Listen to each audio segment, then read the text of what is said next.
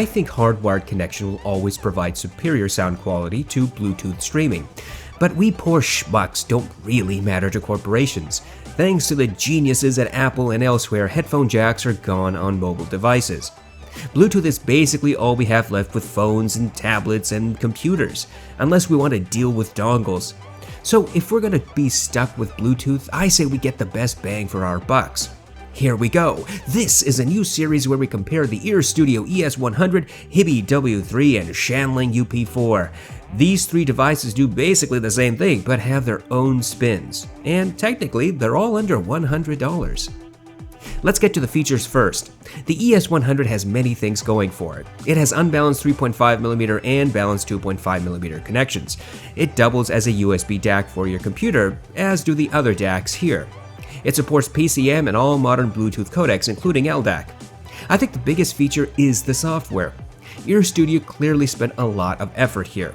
For example, you can control volume on the ES100 and the source independently. You have ready access to numerous EQ filters. There are some minor differences amongst them, and minor, by the way, is good. From what I can tell, the filters adjust levels conservatively, though to be honest, I'm sure there are plenty of people who could do a better job with manual EQ. In which case, the ES100 software has a 10-band EQ. The Hibi W3 is not new to the game. It's been in the Chinese markets for several months, but has not really made much impact in the United States. Indeed, Hibi sells several colors of this device, but it's hard to find them in the US for the MSRP. The W3 has only a 3.5mm unbalanced out. It has fewer buttons and controls than the ES100. The W3 supports all modern Bluetooth codecs, including LDAC, and it supports UAT. This is Hibi's proprietary codec, and it stands for Ultra Audio Transmission. It supports up to 192 kHz. At what bitrate? I don't know. Hibi says that the codec switches to provide the best transmission depending on the genre of music. How Hibi intends to do this in practice is a little bit murky. Apparently, UAT is available on Android using the Hibi player and on Hibi's digital audio players. Hibi also has a companion application besides the Hibi player. This companion app controls the W3s but is significantly scaled down from what Ear Studio offers. The W3 application provides a 5-band EQ, fewer EQ presets, and only allows for volume control of the W3, so you cannot independently control the source volume as you can on the Ear Studio application.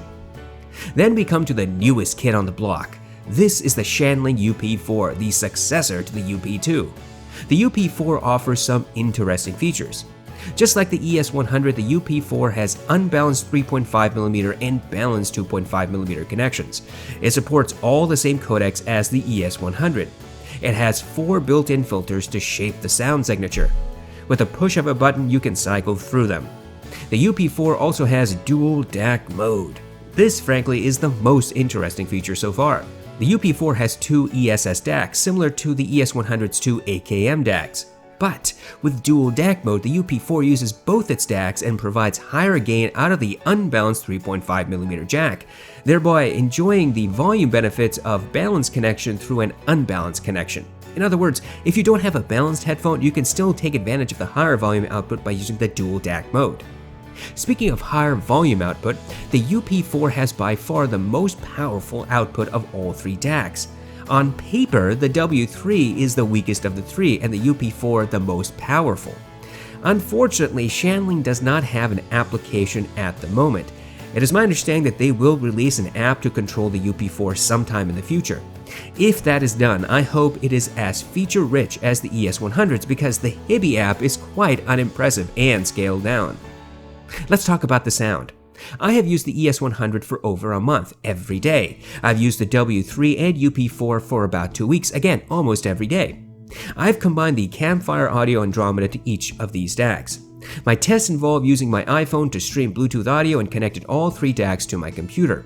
All 3 devices are virtually silent. There is no audible noise or distortion when music is not playing. All 3 have excellent performance in this regard. All 3 have slightly different sonic character, very slight. The ES100 is a bit more on the analytical side in my opinion. Its standard setting without EQ applied is a bit bass light and appears to have a slight treble emphasis. The W3 sounds neutral but leans a bit warm. Its standard setting, again without EQ, there seems to be a slight bass emphasis compared to the ES100. The treble energy sounds just about the same, maybe a few decibels less present on the W3. The UP4 is neutral as much as I can tell. Its bass is somewhere in between that of the other two DACs, its treble is well controlled, again somewhere in between. All three DACs perform very closely to each other regarding clarity. The ES100 might be just a smidge clearer than the W3, but not a whole lot. But between the ES100 and UP4, I can't hear a difference in clarity at all. As for power, the UP4 wins hands down.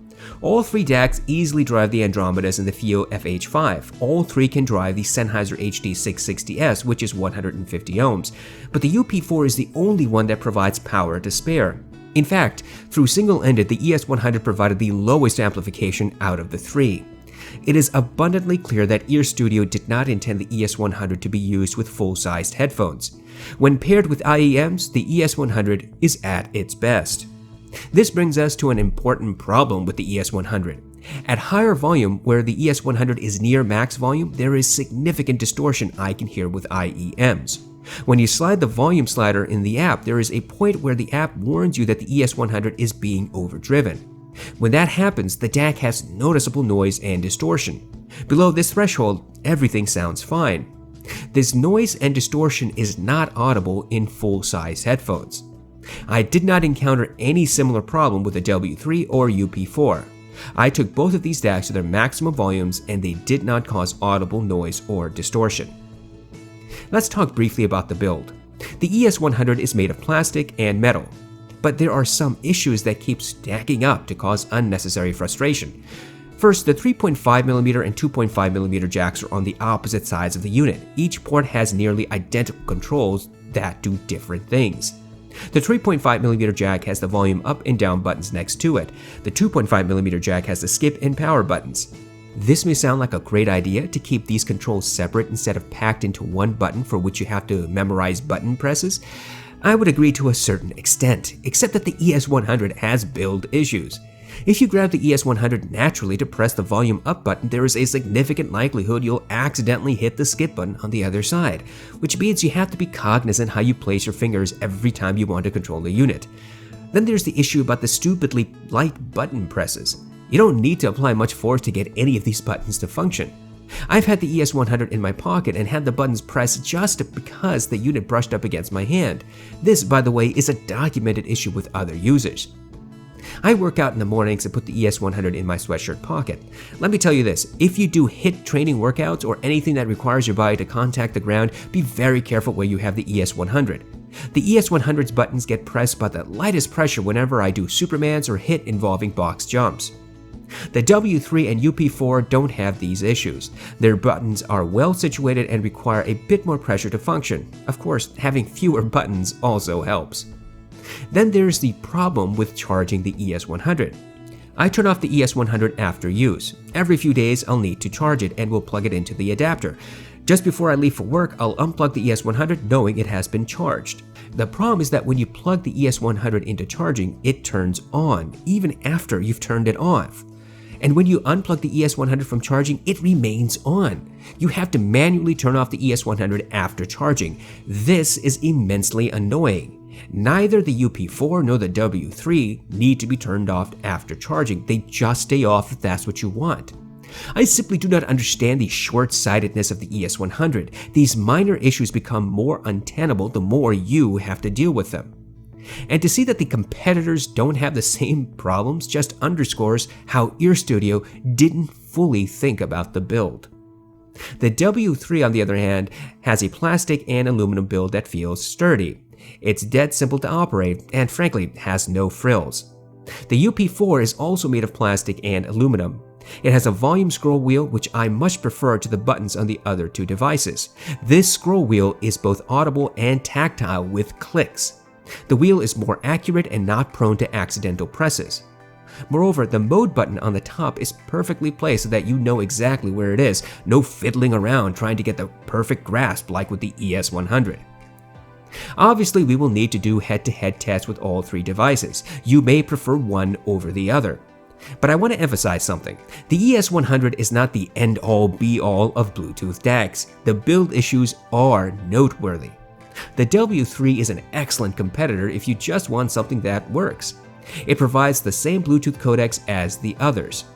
Unless you desperately want the additional app functionality, the W3 for about half the price of the ES100 and UP4 provides good performance. The UP4 on the other hand does have something that the ES100 doesn't. The Dual DAC mode ensures that you're not missing out on the extra power.